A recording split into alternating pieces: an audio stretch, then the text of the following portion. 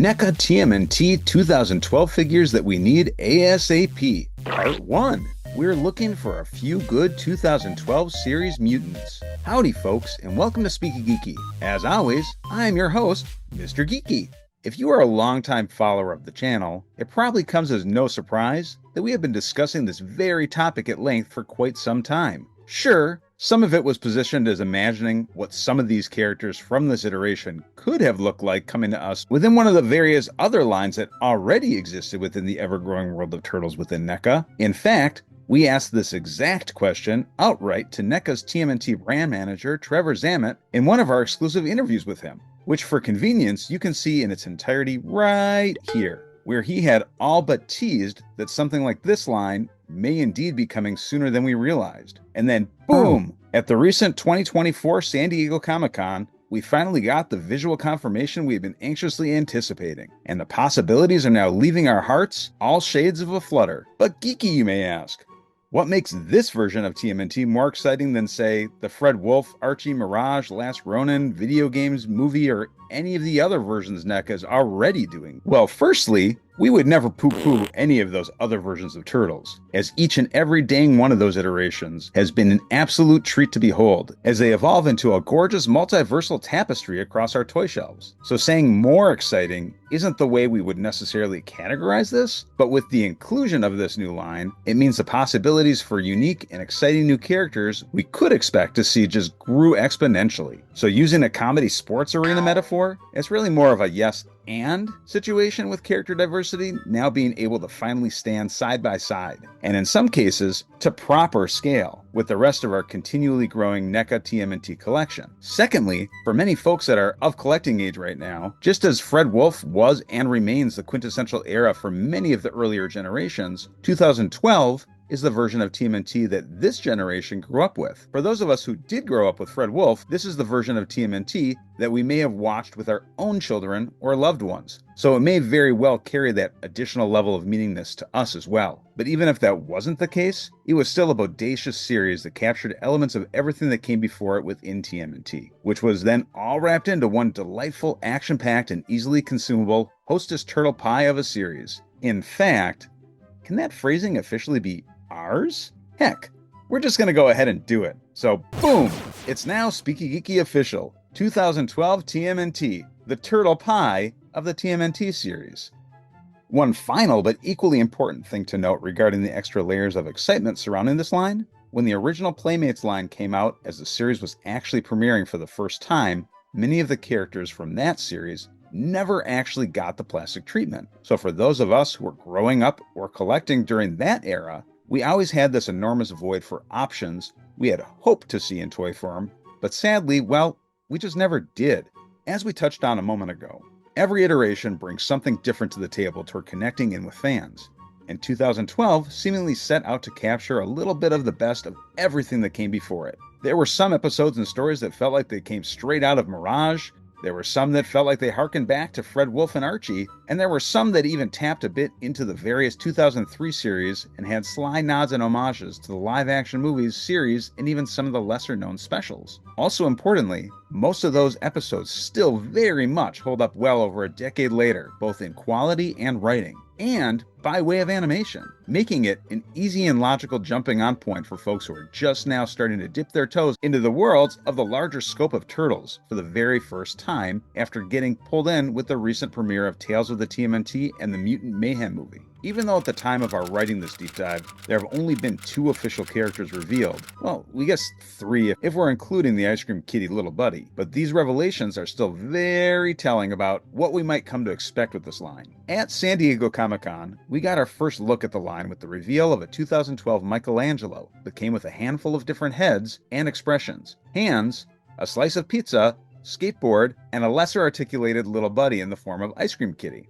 And then, at New York Comic-Con, we saw the roster grow to include a 2012 Leo with multiple heads to replicate his various iconic expressions, katanas, a grappling gun, bow and arrow, additional hands, and a slice of pizza. So again, even though we've only set peepers on these 2 figures, their contents speak volumes. The first clue being that we'll likely expect to see the remaining brothers shortly as well. a fact confirmed in a recent booth tour interview between Pixel Dan and TMNT brand manager Trevor Zammit. This part feels fairly obvious if we compare it to NECA's past Turtle iteration releases, but it also illustrates to us immediately that we might expect to see primary characters released with some of those smaller scale figures in the line as well. This factoid is fairly significant, as eagle-eyed collectors may have already ascertained, because in past offerings, those same characters might have been reserved exclusively for accessory packs or saved as Easter eggs to be packaged with various Ultimate versions. If we were taking odds here, we feel fairly confident placing extra pizza points on the notion that we might see logical pairings surrounding the remaining brothers as well. Of course, at this time, there is also so much we just don't know yet, leaving our minds racing with all sorts of questions. Questions like, could this tap into characters from the various 2012 comic series as well, including the UK Panini comic that introduced a wealth of new characters fans in the States may not be that familiar with? Could we finally see some of these larger scale figures at the scale they were intended at a budget that won't entirely break our wallets? How deep will NECA dig into the truly rad roster of characters from this line who never saw toy love beforehand? Luckily, to this last question, we can easily turn to NECA's past precedent of belting out banger after nostalgic TMNT banger, and hazard a guess that they intend to leave no lingering stone unturned. And to that prospect, we'd be remiss if we didn't weigh in with which options we hope finally see some decade-old toy love. But before we plunge into the selections for this episode, we think it's important to call out two important details. One, this will be our first episode of many. In fact, episode 2 and 3 are already being meticulously put together just as this very episode is coming out. We are very well aware that every Turtles fan has their own top roster list of characters they want to see lining their collector's shelves. We understand this incredibly well and are 100% right there with you. That said, if you don't see one of those favorite characters in the mix this episode, fear not, as there is a very good chance you will be seeing them get the love they deserve in a future episode. We'd also like to encourage folks to let us know in the comments who tops your list as well. And don't forget to sound off in our ongoing polls on our Instagram channel, the link for which you can find in our description of this very episode. 2, though we absolutely want all of the core characters from the 2012 series, we know many of you are decently versed in the basics of who those characters are, and we are also quite certain they are firmly on NECA's radar as well. So we won't be spending too much time focusing on standard versions of those characters, but that doesn't mean you won't see some deep divey love thrown toward crucial variants of those characters who we've never had in plastic before. Nope. In fact, there may even be a few of those options housed within this very episode. Now, with that said, we wouldn't be the enormous dork you know and,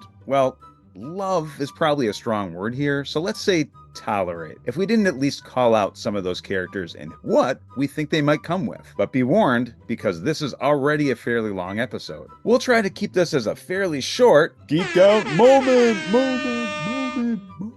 First off, the rest of the Turtle Bros. As we noted just a moment ago, Mikey and Leo have been revealed and will be coming with multiple heads and Ice Cream Kitty, which leads us to believe the rest of the Bros will be coming shortly after, packed with logical, iconic facial expressions from the show and corresponding little buddies. We see Raph likely coming with either Chompy Picasso or a pre-mutated Slash, formerly known as Spike, and an extra head with flames in his eyes to reinforce his baseline hothead temperament in the series. For Donnie, we could see him coming with an extra head with hearts in his eyes to play into his infatuation with and admiration for April, perhaps another actually type know-it-all expression head, an aquarium with the 4 pre-mutated turtles in it, or one of the smaller characters from his favorite World Within a World cartoon series like Squeakums from Super Robo Mecha Force 5, Spooch from Krognar the Barbarian, Chocho from Chris Bradford's 2 Rough Crew, or Dr. Cluckingsworth or a little buddy. We also have a fairly big sneaking suspicion we'll see ally staples like Splinter, April, and Casey Jones fairly early on, as well as the baddies like Shredder, Bebop, Rocksteady, and various versions of the Krang. And even though we cannot wait to see how NECA gloriously adapts every one of these characters we just mentioned into toy form, we are also equally hoping to see the versions of certain characters like we have never seen them before, including the prominently featured and equally captivating human forms of Bebop and Rocksteady within this series, Anton Zek and Ivan Starenko, as well as Zombie Shredder and Irma Krang Subprime. Or heck, come to think of it, technically we could even see the 1987 versions of each of the iconic baddies within the 2012 series as well, considering there were those crossover episodes. So, with that brief intro and short but incredibly necessary Geek Out Moment out of the way, let's just leap right into our first option for episode 1 of which TMNT 2012 action figures we'd like to see. Number 6. Tiger Claw and ALOPEX. folks?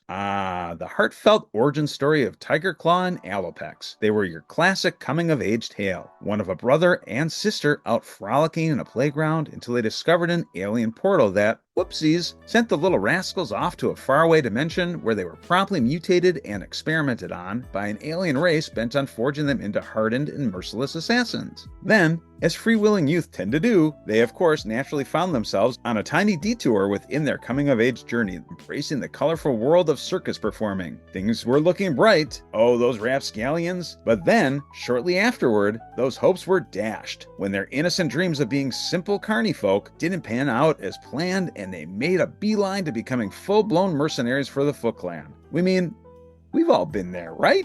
No? Your childhood took a slightly different trajectory, you say? You didn't suffer irreparable trauma at a young age after being abducted by a warmongering alien race?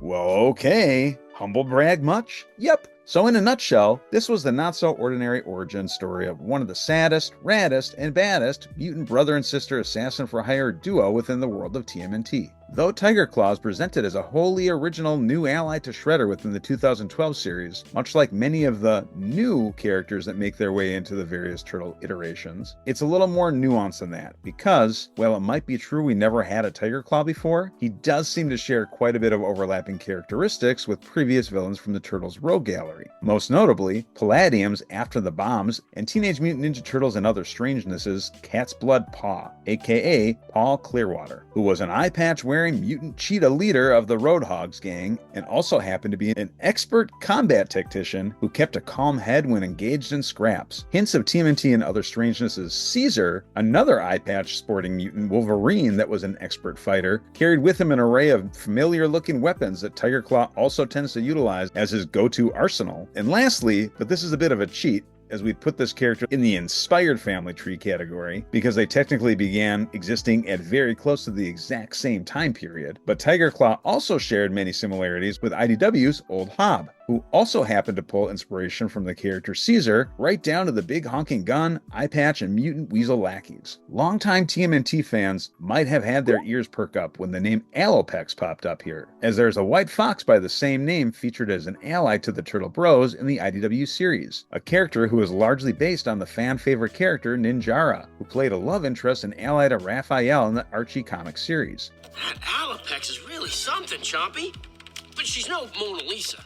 While the ALOPEX in 2012 does share some similarities to these other version counterparts, in this incarnation, she is distinctively human to mutant rather than an animal to mutant like IDW's version, or an ancient race of humanoid foxes that aren't technically mutants at all like Archie's Ninjara. Another notable attribute that sets this version of ALOPEX apart from her alternate incarnation doppelgangers is that this incarnation also seems to have a vast super speed that is reminiscent of both 1987's Mutant Cheetah Overdrive from the villainous group Havoc, as well as Jaguar from Archie's group of allies to the Turtles, the Mutanimals, where she is seen to be able to outrun the party wagon going full speed. So, how do we see these fiercely dangerous siblings coming in toy form? Well, that all depends on the modality of character's release. If it follows the Fred Wolf line, these two would make a natural pairing for a 2-pack. But if the 2012 figures follow the same release pattern as the Archie and Mirage figures, we'd see them coming to us as individual figures loaded down with a barrage of accessories. The fun thing with both of these characters is that there are so many off-the-wall accessories to come along with them that could really heighten the collecting and display appearance, where it might even make sense for folks to stock up on a couple of sets in order to display each of their unique looks. As we noted a moment ago, even though Tiger Claw and ALOPEX have a primary aesthetic during much of the series, there are flashback moments that honestly we would have loved to have seen in greater depth that presented them as both circus performers and classic 3-piece suit wearing mobsters, notably with a pre-eye patch Tiger Claw look as well. We'd want Tiger Claw to come with a swappable metal claw hand, swappable trap jaw like hand blaster, or a bloody just severed insert plug to reenact the fateful scene. An additional freshly severed tail to swap out from his full tail, some swappable hands that could carry an array of various weapons, plus a jetpack complete with attachable blast-off function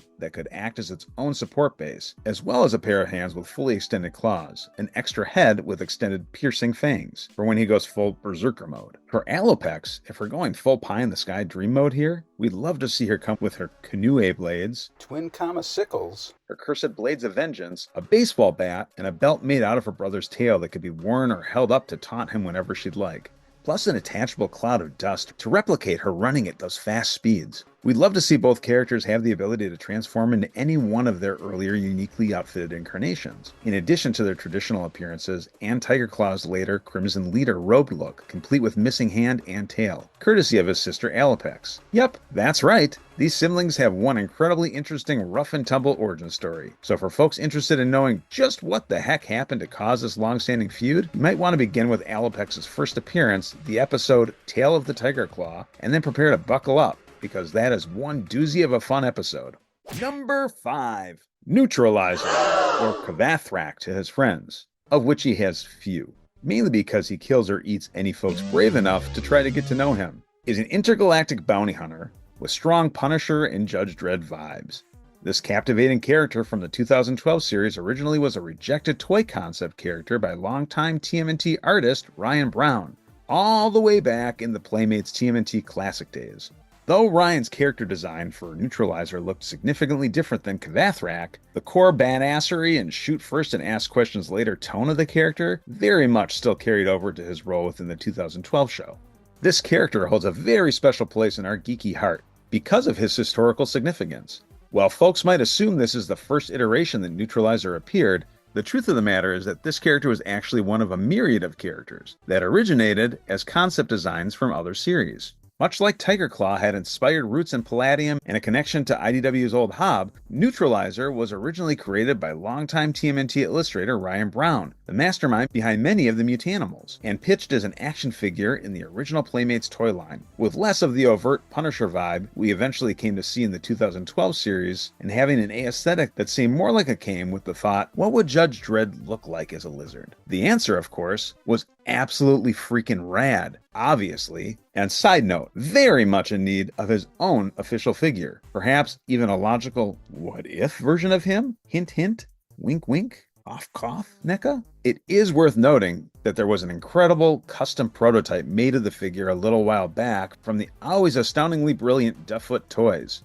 which we'd love to see get out to folks with their epic sculpt as well. Fingers crossed, because he is too dang cool not to be on the radar and in the collection mix of turtle-loving folks, young and old alike. And after going over 30 years without the character in our collection, our humble opinion is the more versions of him to get in our grubby little hands, the better. Each iteration of NEWTRALIZER seems to embody a fairly consistent trope homage that is seen throughout the Turtles' history. Be it Boo Swain as Fanny Whacker in Mirage, Dirk Savage in 1987 TMNT, Abigail Finn in 2003, or Simon Bonesteel in Next Mutation. We've discussed this before, but it's worth saying again, as it adds such an exciting layer to what makes this franchise so engaging. And that is that it is constantly pulling from and parodying familiar tropes and stories from pop culture and throwing it back to us in a Funhouse Mirror style manner. And in the case of NEWTRALIZER, it's no different, pulling from the same Dirty Harry vigilante style veneer that has an overt wink and nod to both the Judge Dredd and Punisher characters who happen to be cut from the same cloth. Cool, geeky. But what was this version of NEWTRALIZER's whole deal? That is still who we're talking about here, right? You know, the one with the cool name that sounds like you're hacking up a loogie while trying to teach yourself how to speak Klingon? Kvathrak? Firstly, Gesundheit. And secondly, okay, fine. So the quick and dirty on this version of NEWTRALIZER is that he hails from the same planet as other Salamandrians like Mona Lisa. Unlike Raph's love interest and ally to the Turtles, however, Kvathrak is a war criminal with a galaxy-wide reputation for his proclivity toward having a particular sweet tooth for the occasional Utram. Basically, a good way to think of him is if the owl from the classic Tootsie Roll Pops commercials was voiced by Danny Trejo and had a thing for anthropomorphic squishy brains instead of Tootsie Roll caramel and chocolatey chew. Also, good luck getting that jingle and voice out of your head now for the rest of the day. And, you're welcome. Unlike the Punisher, who is a staunch anti-hero within his own universe, NEWTRALIZER proves over and over again within the Turtles world that he isn't very reliable, nor should he be considered as an ally. While it's true that they have a shared enemy in the Krang, their methods for defeating them couldn't be more starkly different. And, as the Turtles and their allies soon realize, NEWTRALIZER is a-okay with disposing of any obstacle that gets in his way of obtaining his end goal, even if the number of those who get in his way are 1, 2, or a 3. A 3. How would we see NEWTRALIZER come into us if we had our 2012 druthers? While there are a few notable appearances we would love to see, his classic look from the series is undoubtedly the way folks would expect to see him first, but it may also be fun to see him as partially translucent, as if in the midst of teleporting as a potential down-the-road variant for the character. We'd also imagine him coming with all of his classic stable of weaponry, including wrist-mounted lasers, saw blades, a wrist hologram display with small-scale targets to plug in, a shoulder missile launcher, complete with attachable just-haven't-been-launched light-trailing missiles, a bladed bendy tail, articulated long tongue, swiveling wrist gun gauntlets, and a cosmic detonator axe. Number 4. Victor Falco, aka the Rat King. We've had some terrifying versions of Rat King throughout the years, but it was this version that left us rocking back and forth in a corner, reeling from the full creepy scope of what this character was actually capable of. Now, at this point in the game, this wasn't the first time we saw an off-kilter version of Rat King. The Mirage version and 2003's versions, in particular, definitely doubled down on the sleep with one eye open approach to this villain. But in 2012, not only did they build in a wealth of new layers to his backstory, they also made him visually look intimidating as all shell, exuding equal parts Phantom of the Opera and the Crypt Keeper from Tales from the Crypt, where if you ran into this dude in the sewer, or if we're being honest, anywhere, you'd quickly second-guess your life choices that led you to this moment and reconsider proceeding in his general direction.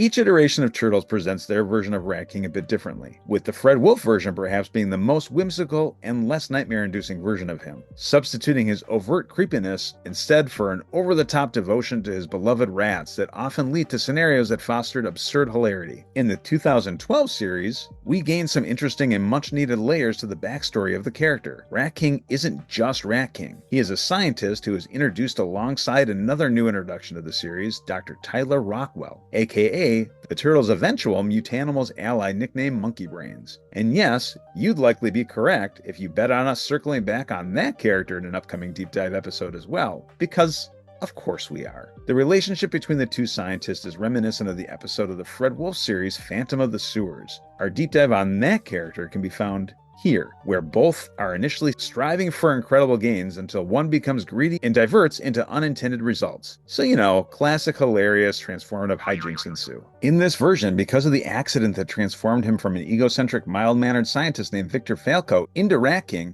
here he is actually a mutant as well. This time also equipped with not just control of rats, but also telepathic powers that extend well beyond his earlier gifts, and make him all the more terrifying. Considering this character has such a rich history throughout all the iterations of TMNT, we expect to likely see a figure of him coming to us sooner than later in the line from NECA.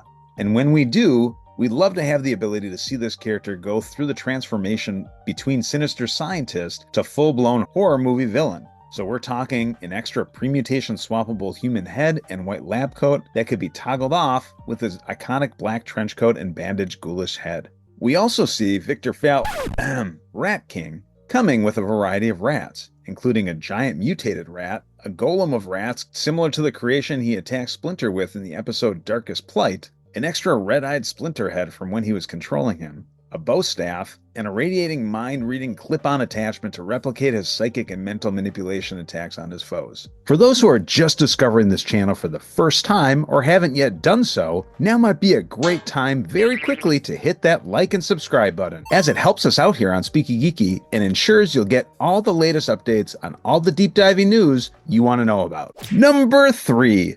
Leatherhead.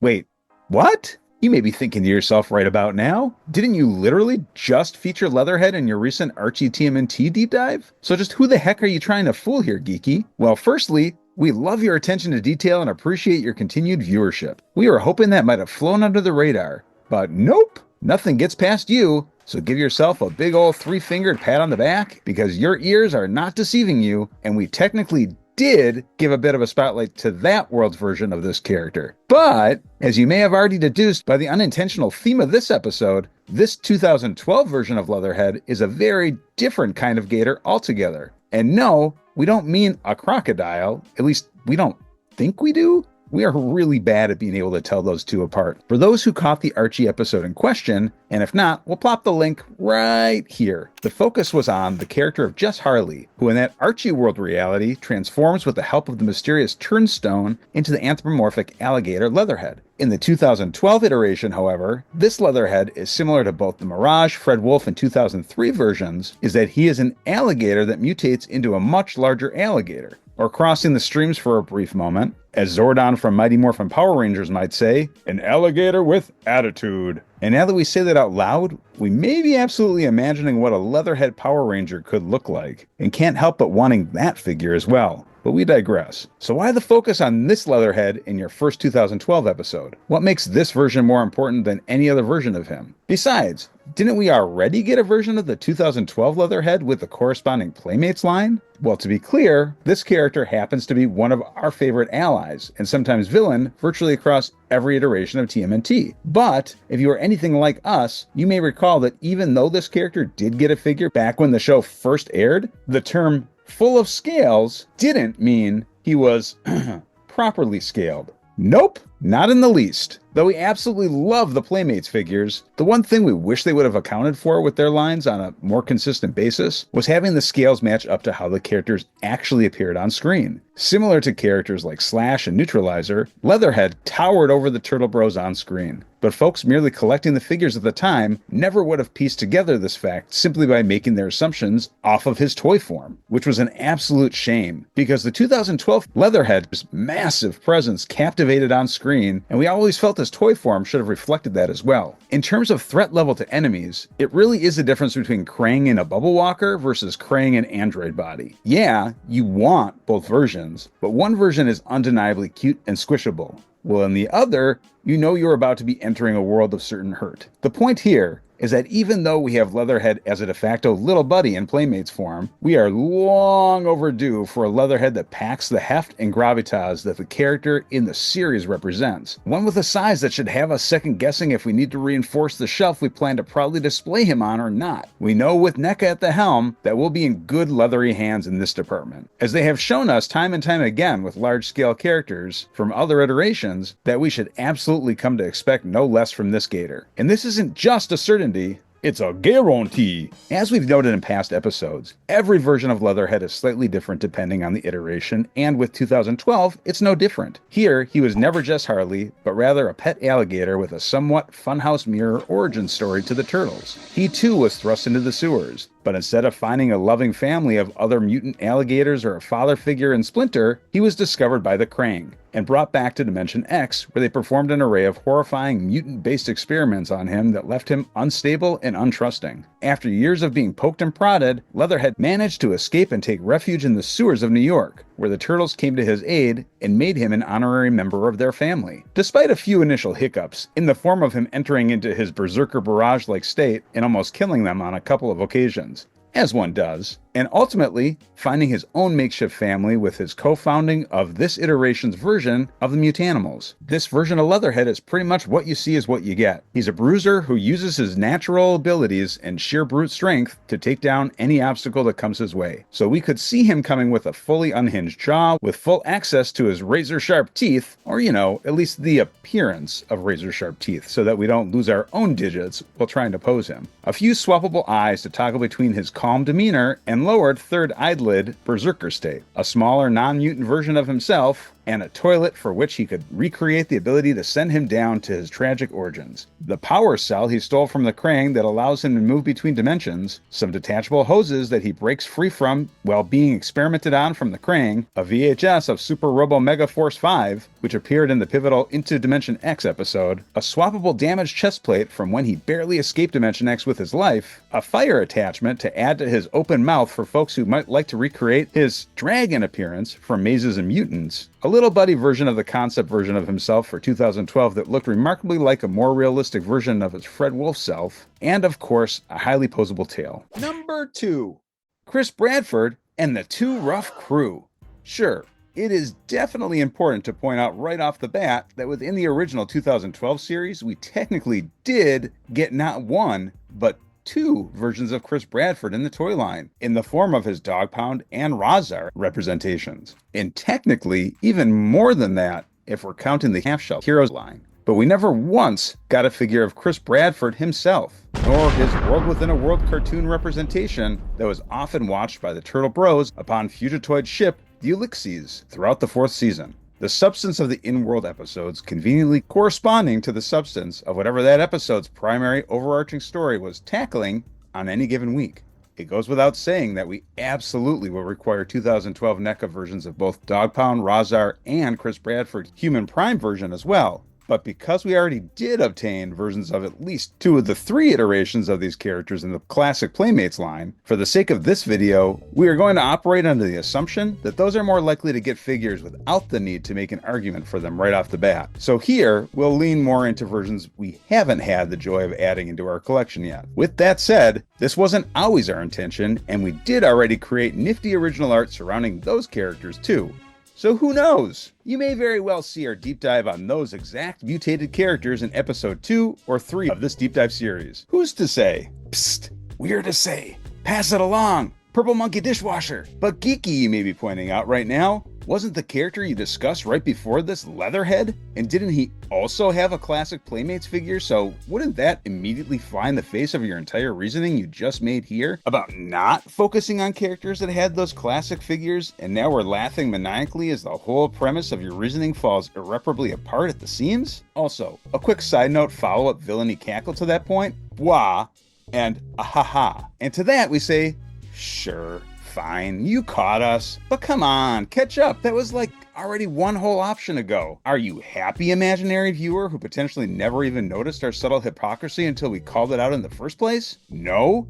You're not? And now you're primarily just concerned for our mental health for fixating on this to begin with, instead of focusing on the deep dive? No? You don't want to see where this very rapid descent into madness goes? Well, okay then, that's fair, and we appreciate that. Mental health is important and respected. So instead of having an unnecessary fight with our inner bully right here in the open, we'll just say thank you. And better luck next time, Professor Anxiety. Before we move too far forward though, it's worth noting that the Turtles' in-world cartoon characters, of which Chris Bradford firmly resides, in addition to being in, air quotes, live action personality within the Turtles' actual world, are a zebra of another color here that 100% also need to be actively discussed as potential toy possibilities, as they are so often overlooked as logical universe building options. And each of these 1000% added immeasurable wealth to the Turtles' world, where to completely ignore them, and all they did toward building meaningful layers into the narrative, would be like a big old kung fu grip style slap to the face to fans and collectors. We'd say we'll cover some of these characters like Krognar the Barbarian, Space Heroes, and Super Mecha RoboForce 5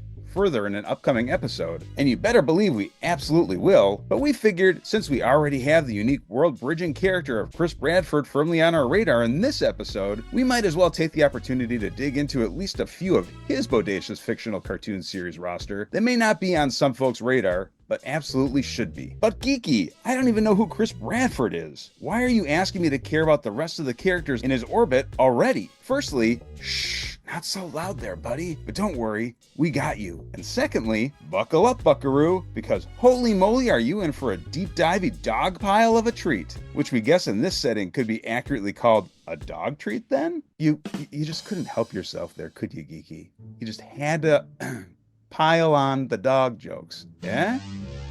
Eh? So what made this character so dang cool? Chris Bradford within the scope of 2012 is a little hard to pin down as just one thing. A good way to think of his human self, by way of pop culture references, might be to see him as a mix between Chuck Norris, Rambo, and Johnny Lawrence. But we're still talking classic Karate Kid era. Sweep the leg, not that whole redemption arc later series stuff. With just a pinch of Tatsu from the live-action TMNT movies thrown in for good measure. Within the 2012 world proper, he is a bit of a celebrity with the Turtles as a chief dojo master, who also, spoiler alert here, but not really if you're familiar with the character of Smash and his army of Crooked Turtle Gang members from the Fred Wolf 1987 series, or again, Tatsu from the live-action movies, is part of the Foot Clan and is helping to recruit an army for the Shredder. Bradford has a bit of a mythic celebrity status among Michelangelo, who later sees his badass martial arts skills up close, first as a momentary tutor, and then again, on the opposite end, as Bradford's cavorting with the Shredder comes to light and then single-handedly gives the Turtles a run for their money in combat. Later on in the series, we see Bradford take a handful of additional shapes, including Dog Pound, and then a second, undeniably more monstrously terrifying mutation as Razar. But again,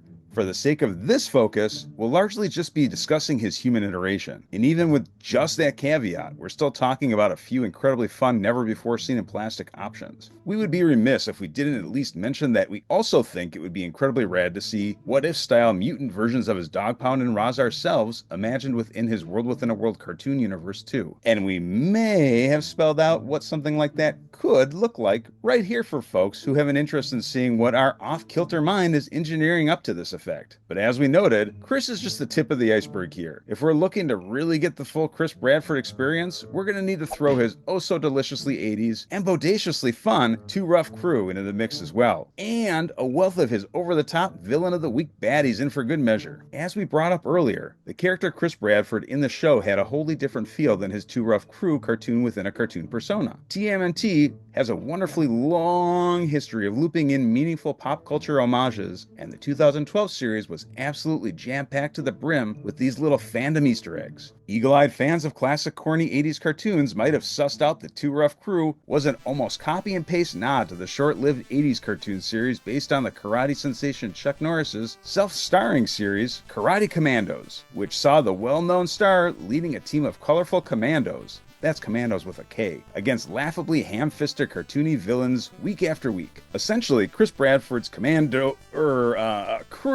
was a band of equally colorful heroes, some of which were entirely new creations for the series, but pulled from other homage personalities of the 80s, like Master C being a parody of Mr. T from the A-Team, Little Rinio being a parody of Short Round from Indiana Jones, Cho-Cho the Monkey being a parody of essentially any cartoon of the 80s in existence that had an inexplicable helper animal or helper-like creature, be it Thundercat, Snarf, Masters of the Universe Cringer, Silverhawk's various Hawk allies, or even classic TMNT Playmates toys with their little buddies like Larry the Lemur, as well as team members that were a direct nod to the Karate Commandos itself, that also happened to tie in nicely fused with characters from TMNT's own lore like Sumo Glenn, a wisecracking tattooed sumo wrestler who felt like a hybrid of Karate Commando's Tabe and TMNT's Tattoo. Even the villains were a delightful nod to past TMNT lore, including a giant yellow monster that just so happened to be a kaiju-sized mutant form Carter from the original 1987 series. More on this unexpected throwback in a bit. When all these zany pieces came together on screen, it was a hodgepodge of campy 1980s style goodness that transported us right back to an absurd moment in time we didn't realize we had missed so dang much. The scope of the villains was a cavalcade of off-the-wall and what the actual shell were they thinking type evildoers that were seemingly included solely to cast a spotlight on just how bizarre some of these corny 80s series baddies of the time were. They perfectly captured the drug-addled fever dream that kids of that era were treated to with a punctual frequency on almost any Saturday morning. Now, these characters by today's standards might have seemed like unlikely candidates for a rogues gallery,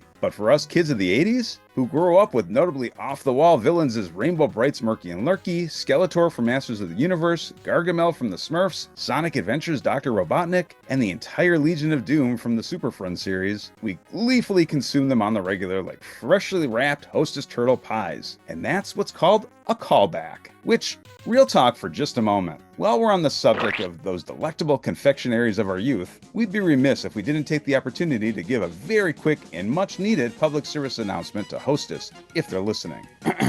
And that message is very simple and to the point. Dear Mr. or Mrs. Hostess, or Hostess with the Mostess, whichever is your preferred title. How do we not have Hostess Turtle Pies anymore? Back in the day, they used to be everywhere, despite technically only being slated for a 20-week release in 1991. They even showed up in live-action movies like Gun Crazy, you remember Gun Crazy, and more recently on an episode of It's Always Sunny in Philadelphia. They were delicious, and they remain an unacceptably large void from our childhood that a legion of fans remember fondly. With the turtle mania that began to resurface during the launch of the Mutant Mayhem film, where we were seeing turtle-based product every which direction we looked within the supermarket, there was one item we were certain we would also see the triumphant return of. The one item many of us had been loudly clamoring for, but sadly and shockingly, it never came to be. We say this with perhaps way too assured confidence, but should you choose to make these again, even if only for a limited time release, you would essentially be printing yourselves money. We may just be your friendly neighborhood geek man over here, but we pride ourselves on knowing our fellow turtle fans fairly well, and we feel very strongly that should you decide to delve back into bringing these delicious confectionery treats back into our collective bellies, you may have a very tough time keeping them from flying off of your shelves and into our homes. Heck, it might even be a great opportunity to finally bring in the mascot character you were toying with back in the day to get out to folks as an exclusive action figure. Because I have a feeling those same legion of folks with fond nostalgia for beloved items of our Turtles past would absolutely love to meet that character as well. Wait, what? Exclusive action figure who now?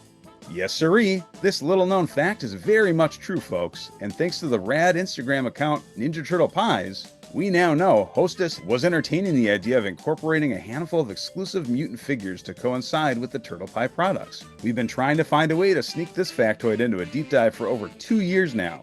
So boom! Here's your first look at Samurai, Frantis, and the Turtles' very own personal riding slugs, who, consequently, very much feel like characters that could have popped up within the 2012 series either as actual characters or designs that could have been snuck into one of Mikey's various comic books for eagle-eyed fans to discover. Samurai, who was a leading option to be made as a figure, actually predated another fairly well-known beetle mutant from the TMNT Tournament Fighters game, and we like to think he may have inspired that character named Sisyphus, who in our humble opinion is also way overdue for a figure of his own. Though the primary reason it never materialized was Playmates rejecting Don Secrece and Hostess's original concept art, we like to think that with a company like NECA, who relishes in the deep cuts as much as we do, and has already started to make the foray into Tournament Fighters figures with characters like Armagon, if enough demand is proven to be there, we certainly wouldn't rule anything out. Well, that certainly was an unexpected detour. What was it we were talking about again?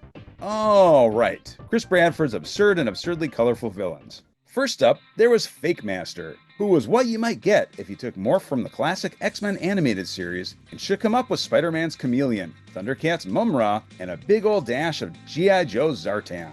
As was the case with essentially all of his rogues gallery, we only saw Fake Master briefly, but it was clear he had a long history as an antagonist to Bradford and his two RUFF crew, that they had been butting heads on many an occasion, and it left us viewers desperately hoping to see more of what those interactions could have been. But sadly, were never more fully fleshed out. When we are introduced to him, he is disguised as Bradford's girlfriend Felicia, who was herself, by the way, a very evident parody of Natalie Poole from the classic toy line and cartoon Action Man.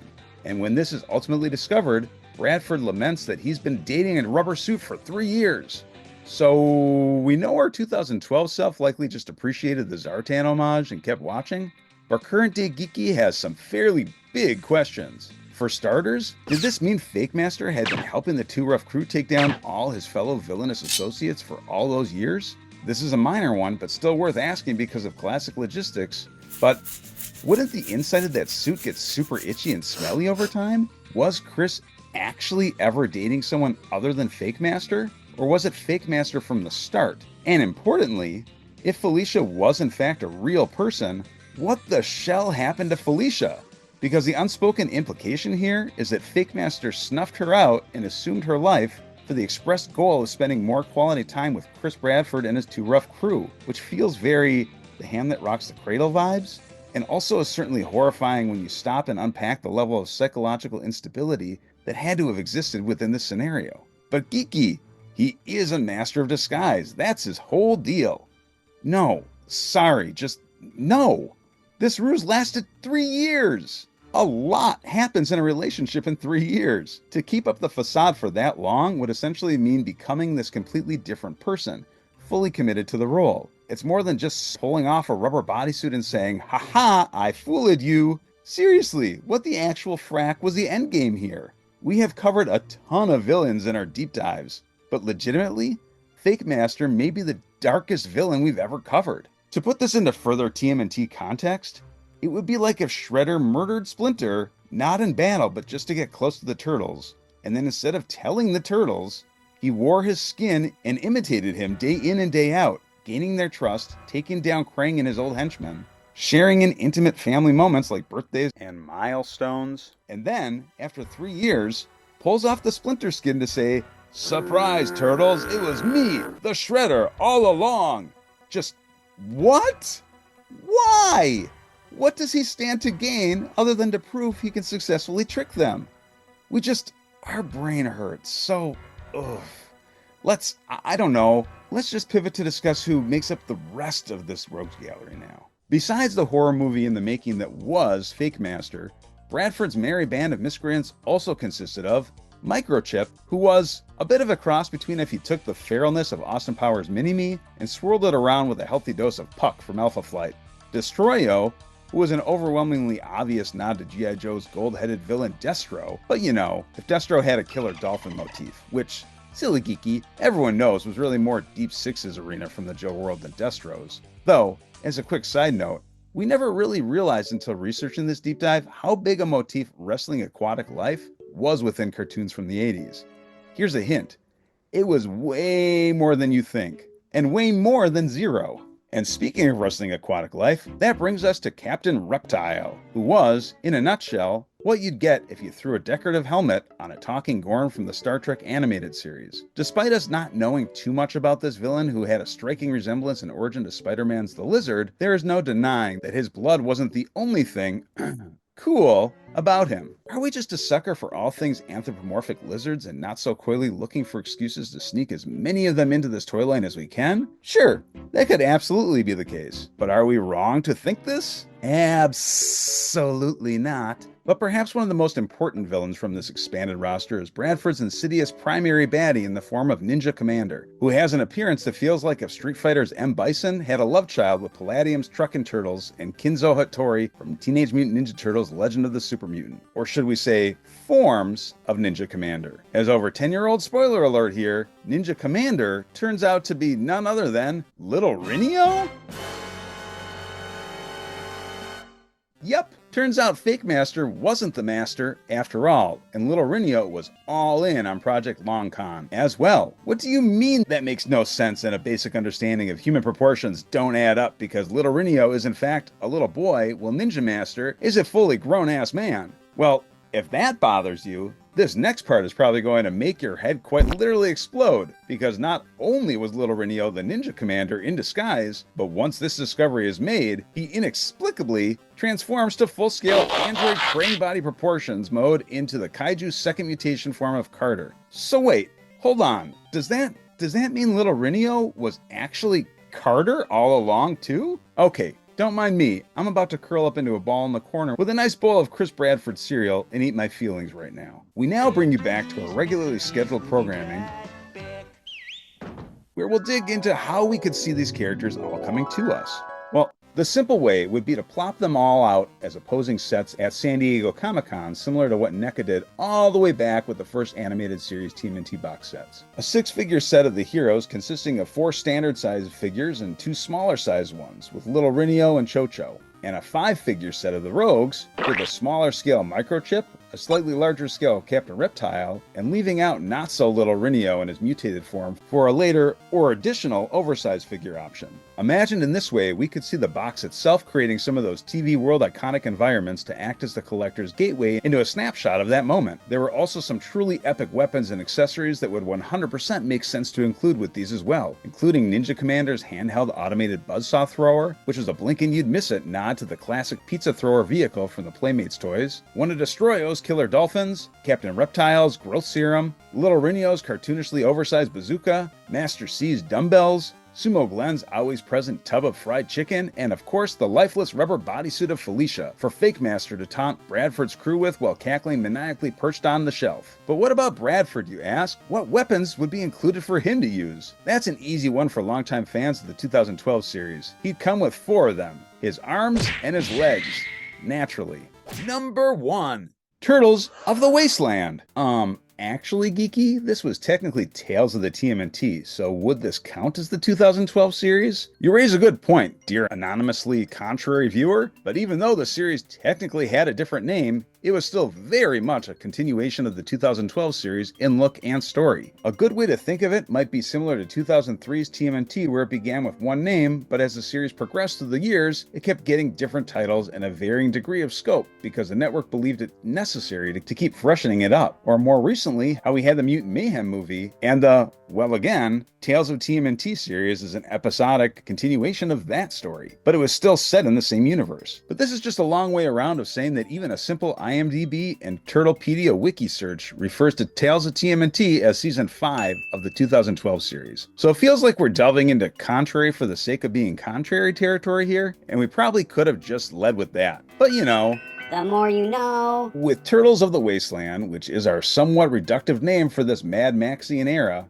constituting the collected episodes of The Wasteland Warrior, The Impossible Desert, and Carmageddon, which, yes, is such a rad name, and yes, absolutely does live up to the badassiness of it all. Essentially, a trilogy of episodes that, for all intents and purposes, recreated the world of Palladium's TMNT and Other Strangeness within the TMNT universe proper. And as we are now just hearing what we said out loud and are realizing that folks here might be doing a confused double take right about now, we probably should just take a quick beat and give a little background on just what the shell TMNT and Other Strangeness is. In a nutshell, TMNT and Other Strangeness, and its subsequent series of RPG books like After the Bomb, Teenage Mutant Ninja Turtles Adventures, Turtles Go Hollywood, Truckin' Turtles, Transdimensional TMNT, Roadhogs, Mutants of the Yucatan, Mutants in Xanadu, Mutants in Avalon, Mutants in Orbit, Mutants Down Under, TMNT's Guide to the Universe, TMNT RPG Accessory Pack, and the magazine Heroes Unlimited, were at one point a joint effort between Palladium's creator Kevin Symbiotta, Eric Wujcik, and Eastman and Laird, with much of their art and a handful of original comic pages being used within the books. The original TMNT largely mirrored and unofficially expanded the Mirage TMNT universe. It gave stats for the Turtles, the Shredder, and other characters from early in the series. It's also worth noting that immense love for the Palladium RPG remains strong to this day, with a new crowdsource being successfully funded almost immediately, expanding on the original and still receiving support from Eastman and Laird. Eastman even providing some fresh art for the endeavor. A big thing to note with these early stories, however, was that these adventures included with the book were entirely independent of the TMNT universe, and brand new characters were also introduced, many of which were absurdly cool, and eventually did find their way back into the various primary series, at least in spirit. And holy shell do we still need to give some of these characters a spotlight within a deep dive or two, because we wouldn't have 2012 Dream Beavers without Palladium's Terror Bears, nor would we have Next Mutation's Dr. Queez or IDW's Dr. Barlow without Palladium's Doc Farrell. Well, all of these characters and many more are worthy of some deep divey love. For now,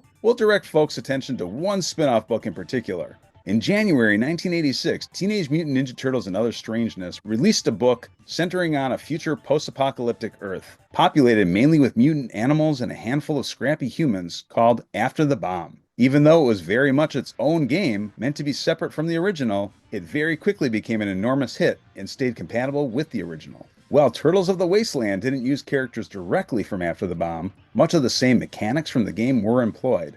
Older turtles weathering through the apocalypse? Check. Bands of vicious gangs of mutants in heavily modified vehicles scavenging for their existence? Checkity check. Leo as a hulking extra mutated Maximus Kong? Firstly, decade-old spoiler alert, geeky. And secondly, technically that is where we derail and begin to start holding hands a bit more with the Fred Wolf Red Sky years. So, no check on that action item, but one big old check for an example of how the 2012 series managed to expertly draw from a myriad of all iterations that came before it, which we'll still go ahead and count as partial credit. Now, with that historical context out of the way, what's this about a hulked up Leo now? Can we go back to that, please? Okay, so with the Wasteland Turtles arc, we see some very different versions of the Turtles than we had been used to seeing them throughout the rest of the 2012 series. And yes, well, it's true we got to see our favorite bros looking a variety of different ways, notably as badass shinobi mystic warriors, that time where Donnie was possessed by Speed Demon, which was basically a nod to the cult classic character Ratfink, or that other time where we went into Mikey's mind and saw all the different ways Mikey's psyche sees itself, or their rad Vision Quest outfits, or their personas they took on while LARPing,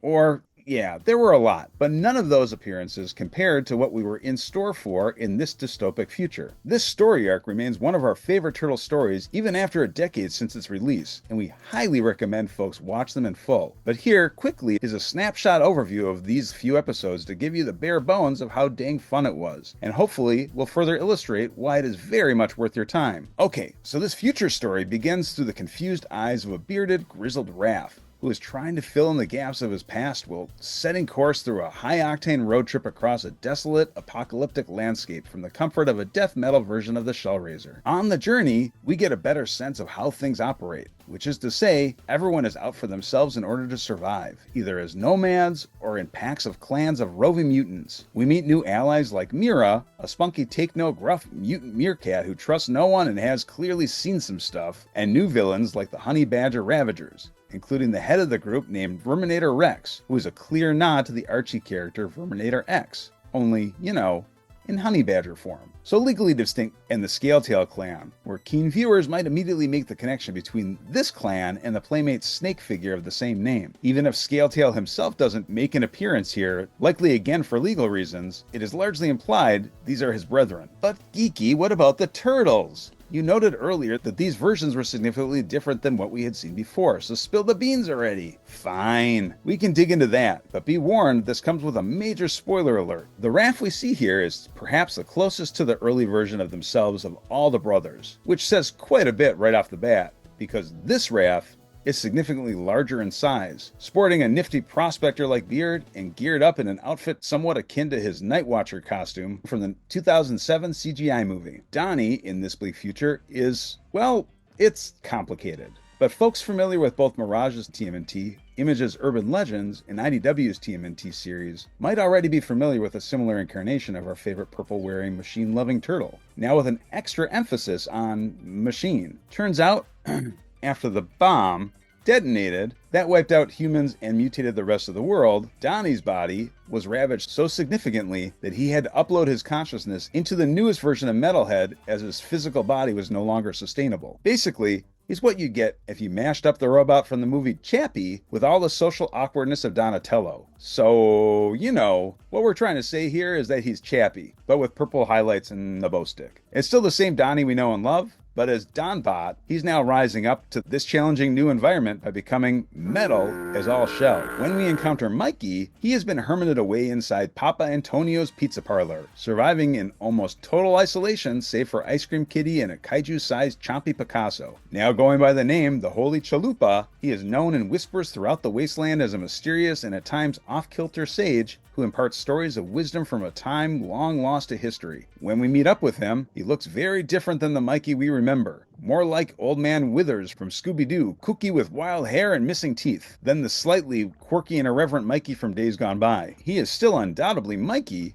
only now with 50% more of his internal conversations breaking through to the outside and taking place with inanimate objects where actual people used to be. It's worth noting that there was a wink and a nod dusting off of this version of Mikey in the very underrated recent Rise of TMNT Netflix movie. And we'd like to think that the even more recent depiction of Mikey in the Turtles of Grayskull line with flowing blonde hair was at least in part inspired from his Holy Chalupa incarnation. Yeah, realistically it's more of a nod to Prince Adam's Goldilocks or even plausibly the Warriors of the Forgotten Sewer's Savage Leo, but both are Mikey with a head of hair, so whichever way it was utilized from, the thing that we can find common ground on is that we all win. But the brother with the most significant difference to his overall personality and aesthetic in this incarnation is Leonardo, now going by the name Maximus Kong. The mutagen bomb triggered a second mutation of sorts, or at least a nod to the Red Sky Year's second mutation turtles where they turn into raging testosterone hulks of their former selves. As a result of being at ground zero while sacrificing himself while attempting to protect his brothers, Leo's body went through a transformation that can best be described as somewhat resembling Tetsuo's mutated form from Akira, or more aptly,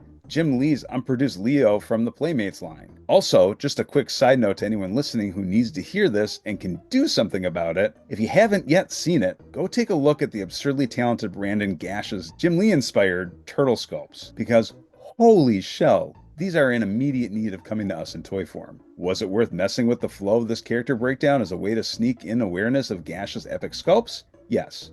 Yes, times infinity it was, and we firmly stand with that choice. Now, where were we? Oh, right. Muscle Man Leo. Yep, This Leo looked like he just came from playing an orc on the set of the latest World of Warcraft movie. He looked like the least outlandish character from JoJo's Bizarre Adventure. He frankly looked like what we assume we'd get if Ram Man and He-Man had a baby with the world of Kinnikuman and Dragon Ball's Piccolo, infused with the attire of Humongous from Mad Max. As a result of the force of the detonation, Leonardo entirely forgot who he was and did his best imitation of a roid-raging maestro, becoming the evil and feared warlord Maximus Kong, the Wasteland's deadly and despotic de facto leader. As Maximus Kong, Leo used a strong fist and equally big truck to wipe out any who dared oppose his rule or impede his desire to capture the mythical oasis all for himself. While we realize there are plenty of spoilers here, we do want to encourage folks to watch this trifecta of episodes, as they are absolutely stellar from start to finish, and we can't help but tear up every time we rewatch it. So we're not going to ruin how it ended, but any turtle lover who hasn't seen it yet may want to do themselves a favor and go check those out immediately. Okay, so how would we see these figures coming to us? Well, that's a loaded question, because the bigger question is, where does that end? Much like IDW's last Ronin, this story introduces a wealth of new characters we had never seen within the series previously, but all help to add beautiful layers toward establishing meaning and personality to this devastating future. Obviously, we'd need all the turtles, but we'd certainly at least need an oversized Mega Mutant vehicle Chompy Picasso, Mira, and the heads of the roving wasteland gangs like Verminator Rex of the Honey Badger Ravagers and Imperius Reptilicus of the Scaletail Clan. Plus, considering the road trip across the apocalypse feel of this arc, it may also be quite apt to present some of these as deluxe Comic-Con exclusives that would include their respective and iconic rides. That might be Holy Chalupa Mikey with his steed Chompy, Raph with the Shellraiser complete with Casey Jones' gearshift skull, and some very Lobo-feeling Destructo bikes for Verminator Rex and Imperius Reptilicus. With that said, for the sake of finishing this video before we fully creep into our very own post-apocalyptic wasteland, we'll just focus on how we could see the core bros coming to us. Needless to say, the Leo and Raph from this era are substantially enormous, so we'd see these two coming as oversized deluxe figures. Wasteland Warrior Raph coming with a blaster, pair of sais, extra bearded head, goggles, an oxygen mask, Casey Jones' skull detonator, and a smaller sized Mira, who herself would come with an extra helmeted head, a hunga munga blade, and an electrified whip. Maximus Kong Leo in our mind would logically come with a removable helmet, additional Berserker Mode Leo unhelmeted head, and a couple of Synthezoid little buddies, with additional Wasteland armor gear to display them either in replication mode or fiercely warrior lemming mode. Holy Chalupa Mikey and Donbot Donnie feel like they would pair nicely as a 2-pack, with a meditative, more Rise of TMNT feeling cross-legged version Mikey coming with an oversized Chompy Picasso Comic-Con exclusive perhaps. We see Mikey coming with multiple heads, one wearing his LARPing wizard hat, and another as Holy Chalupa Sage Mikey, with multiple faceplates that could be swapped on for his various expressions. He could also come with the pizza flag, a less articulated Senior Antonio animatronic mascot, or his band of moving standees, a TV with swappable cartoon within a cartoon show placards to add in for the screen, a cassette of Space Heroes The Next Generation, a water jug with yellow liquid, naturally, a stack of pizza boxes, a giant chalupa, and a satchel. We'd see Donbot as having retractable metal bow sticks with electric accents that can be applied, a just having been launched Robo-Hand with flame trails, teddy bear Molotov, a head similar to classic Metalhead where if you hold it up to the light, it would light the eyes and mouth up purple, and adjustable antenna for the back of his head. SpeekyGeeky's TMNT polls. Since we're already talking about wholly new characters in plastic, we figured we would take a moment to ask you, the viewer, who you would like to see in one of our upcoming videos. We have been running polls on our YouTube community page, as well as our SpeekyGeeky Instagram, Facebook, and Reddit pages, as to which 2012 TMNT characters we might want to see as toys. Here are some options from our latest polls, which you can weigh in on in the comments here, or head on over to any of our socials for the full list of option names to weigh in over there as well. And stay tuned, because these winning options and more may very well appear in an upcoming TMNT deep dive or 2 or 10. There are also some incredibly talented TMNT customizers who are already creating some of those characters who appear on our polls, and it is a beautiful thing to see. Here are just a few of those absolutely creative folks that you are definitely going to want to keep up with, so make sure to follow them on their socials as well. If you are digging the original art shown from Cerbero and TMNT Saturday Morning Adventures cover artist Mr. Jones, style shown throughout the character options of this very episode, be sure to show their socials listed in the description some love and check out more of their upcoming art and projects on our Instagram channel as well. Well, where else can you find Mr. Geeky in the coming months? Even though we are hard at work putting together a handful of geeky new deep dives and interviews for you this very minute, never you mind how we know what time of day you are watching this buster. Just trust us. If it's an hour of a day that ends in day, we're probably working hard on it. SpeekyGeeky's very own Mr. Geeky, hey, that's me, is still managing to make the rounds all over the YouTubes to spread his dorkiness far and wide.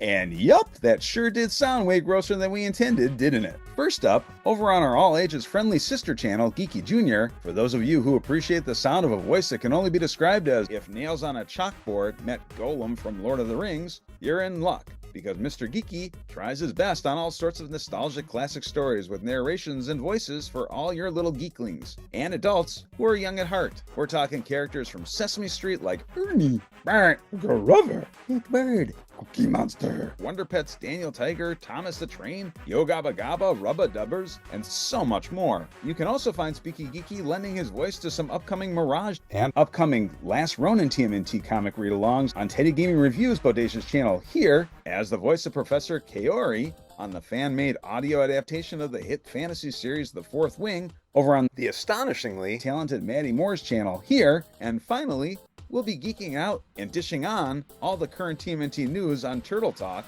as well as helping some rad figures from their plastic confinement on Grippin' and Rippin' over on Dave Wonder's channel here. Alright, Shellheads, that's it for this episode, but don't stray too far from the turtle lair because our SpeekyGeeky's 2012 TMNT Deep Dive Episode 2 is right around the corner. We have no doubt you have some characters that make the tippy top of your list as well that you are stoked about seeing, so be sure to make your hopes known and join the discussion in the comments below. And if you haven't already, make sure to sub up, give the video a like, and share it with anyone you know who would appreciate these types of videos.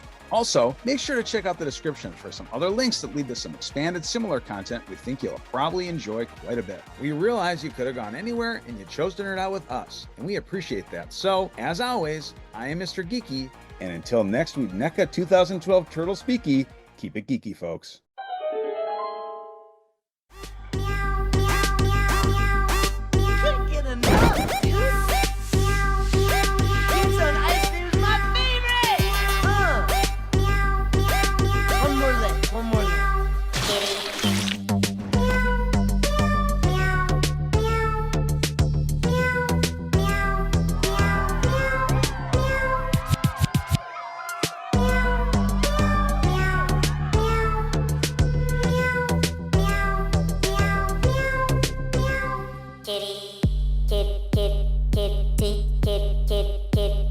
Don't you wanna lick? Get it.